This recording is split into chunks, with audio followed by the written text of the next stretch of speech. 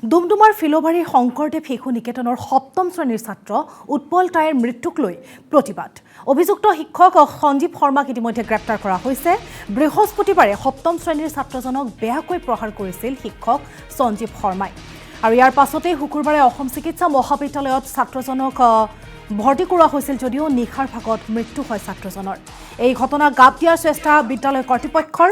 ঘটনা পোহৰলৈ অহাৰ পাছতেই বিদ্যালয়ৰ সন্মুখত প্ৰতিবাদ কৰে স্থানীয় ৰাইজে। অভিযুক্ত শিক্ষক সঞ্জীৱ শৰ্মা কঠোৰ শাস্তিৰ দাবী প্ৰতিবাদকাৰীৰ।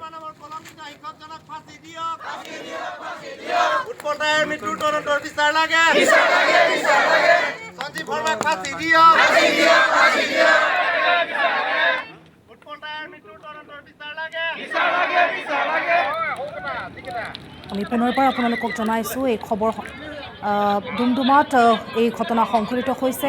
ডুমডুমাৰ ফিলবাৰীৰ শংকৰদেৱ শিশু নিকেতনৰ সপ্তম শ্ৰেণীৰ ছাত্ৰ হৈছে উৎপল তাইৰ। আৰু উৎপল তাইৰৰ মৃত্যুক লৈ এতিয়া সমগ্ৰ অঞ্চলটোতে উত্তাল হৈ পৰিছে পৰিৱেশ। আমি দেখুৱাইছোঁ আপোনালোকক সমান্তৰালকৈ দৃশ্য। আৰু বৃহস্পতিবাৰে সপ্তম শ্ৰেণীৰ ছাত্ৰজনক বেয়াকৈ প্ৰহাৰ কৰিছিল শিক্ষক সঞ্জীৱ শৰ্মাই। আৰু ইয়াৰ পাছতেই শুকুৰবাৰে অসম চিকিৎসা মহাবিদ্যালয় হাস্পতালত ছাত্ৰজনক ভৰ্তি কৰোৱা হৈছিল যদিও দুৰ্ভাগ্যবশতঃ শেষ নিশ্বাস ত্যাগ কৰে এই ছাত্ৰজনে। আৰু এই ছাত্ৰজনৰ মৃত্যুৰ পিছতেই এতিয়া প্ৰতিবাদমুখৰ হৈ পৰিছে স্থানীয় ৰাইজ। আমি দেখুৱাইছোঁ বিদ্যালয়ৰ সন্মুখত এইদৰে প্ৰতিবাদত নামি পৰিছে লোকসকল।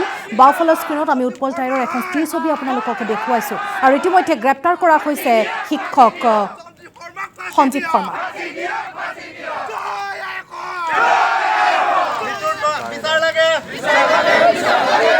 সঞ্জীৱ শৰ্মা নামৰ কলংকিত শিক্ষকজনক ফাঁচি দিয়ক। উৎপল তাইৰ মৃত্যুৰ তদন্তৰ বিচাৰ লাগে। সঞ্জীৱ শৰ্মাক ফাঁচি দিয়ক। উৎপল তাইৰ মৃত্যুৰ তদন্তৰ বিচাৰ লাগে।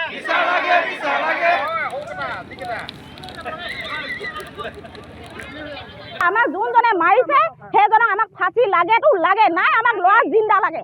এইটো একদম সঁচা কথা। আৰু পুলিচে নিলে নহ'ব, আমাক পাব্লিকক এৰি দিয়ক। আমি কৰিম। আমি এজনী মাক হ'ব বাৰু, তাৰ মাক নহ'ব পাৰে, কিন্তু আমাৰ চবে মাক হয়। আমি ফাঁচি লাগিব লাগিব। আৰু ল'ৰাটোক গুণ্ডা বুলি কৈছে। অত দিনে সৰুৰ পৰা পঢ়ি আহিছে অংকুৰ মকুলৰ পৰা, তেতিয়া গুণ্ডা কেনেকে নেদেখিলে? আজি ল'ৰাটো মৰি গ'ল, আজি গুণ্ডা বুলি কৈছে। সেই টিচাৰজনকো লাগে, যোনজনে গুণ্ডা বুলি কৈছিলে আমাক, সেই টিচাৰজনো লাগে আমাক। স্কুল কৰ্তৃপক্ষ সম্পূৰ্ণ ইয়াত জগৰীয়া আছে।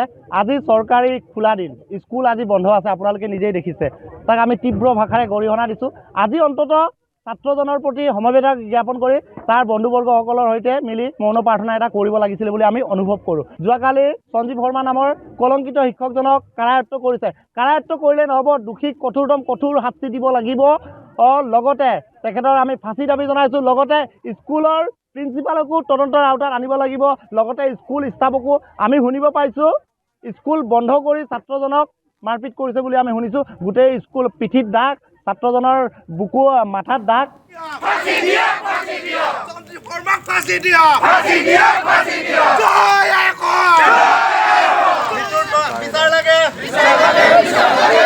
সঞ্জীৱ শৰ্মা নামৰ কলংকিত শিক্ষকজনক ফাঁচি দিয়ক। উৎপল তাইৰ মৃত্যুৰ তদন্তৰ বিচাৰ লাগে। সঞ্জীৱ শৰ্মাক ফাঁচি দিয়ক।